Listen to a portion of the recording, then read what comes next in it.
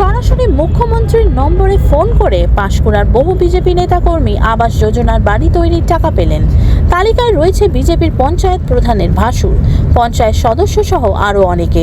পাঁশকুড়া ব্লকের হাওড় গ্রাম পঞ্চায়েতের বিজেপি প্রধান ছন্দা জানা মণ্ডল, তার ভাসুর উত্তম মণ্ডল সক্রিয় বিজেপি কর্মী, সরাসরি মুখ্যমন্ত্রীকে ফোন করে পেলেন আবাসের বাড়ির টাকা।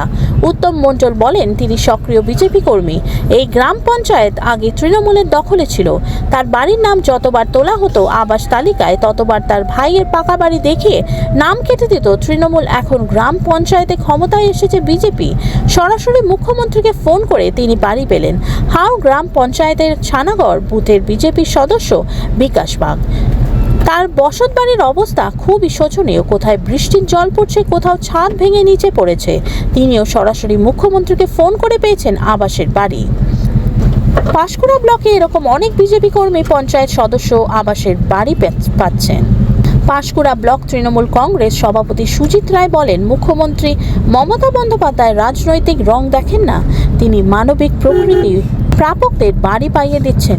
বিজেপির দাবি, মুখ্যমন্ত্রী নিজের বাড়ি থেকে টাকা দেননি, আমরা ট্যাক্স করি, সেখান থেকেই টাকা পায়। মুখ্যমন্ত্রী সবার রাজনৈতিক পক্ষপাত দুষ্ট হওয়া মুখ্যমন্ত্রীর কাজ নয়। দাদা, হাওড় গ্রামে একাধিক বিজেপি কর্মী তারা সরাসরি মুখ্যমন্ত্রীকে ফোন করে আবাসের বাড়ি পেয়েছেন, কি বলবেন এই বিষয়ে? এটাই হচ্ছে বাংলার মুখ্যমন্ত্রী মমতা বন্দ্যোপাধ্যায়, যিনি কোনো রাজনৈতিক রং না দেখে যারা গরিব মানুষ, প্রকৃত মানুষ, তারা বাড়ি পায়। কিন্তু যারা পঞ্চায়েত সদস্য, যাদের পরিবারের একটা পরিবারে 3টে বাড়ি পেয়েছে, তারা নিজস্ব প্রভাব খাটিয়ে গ্রাম পঞ্চায়েত ইনকোয়ারি রিপোর্ট করে অনেক প্রাপ্য ন্যায্য গরিব মানুষ হাওড়ে থাকা সত্ত্বেও যাদের আবাস যোজনার লিস্টে নাম নেই, তাদেরকে ফোন না করিয়ে নিজে নিয়েছেন। ওনার পরিবারের প্রায় 15 বিঘা সম্পত্তি আছে হাওড়ের বুকে, যে হাওড়ের বুকে 15 বিঘা জমির মূল্য কয়েক কোটি টাকা। ওনার একটা স্টেশনারি দোকান আছে, তবু তিনি তার গোপন করে মুখ্যমন্ত্রী দপ্তর থেকে বাড়ি পেয়েছেন। আপনার নাম আর ডেজিগনেশন? সুজিত রায়, সভাপতি, পাঁশকুড়া ব্লক তৃণমূল। এতদিন আপনার ভাসুর আবাস যোজনার বাড়ি পাননি, হঠাৎ নাম এসছে, একদিন বাড়ি পাননি কেন?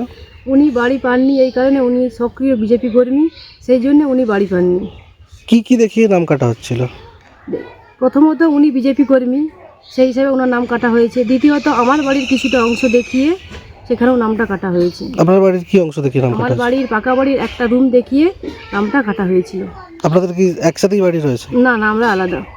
আপনার পাকা বাড়ি দেখিয়ে নাম কাটা হচ্ছে? হ্যাঁ, আমার পাকা বাড়ি দেখিয়ে নাম কাটা হয়েছিল। দ্বিতীয়ত উনি বিজেপি কর্মী ছিলেন।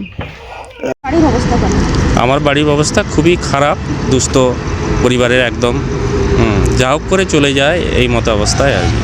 আচ্ছা, আপনি বাড়ি কিভাবে পেলেন?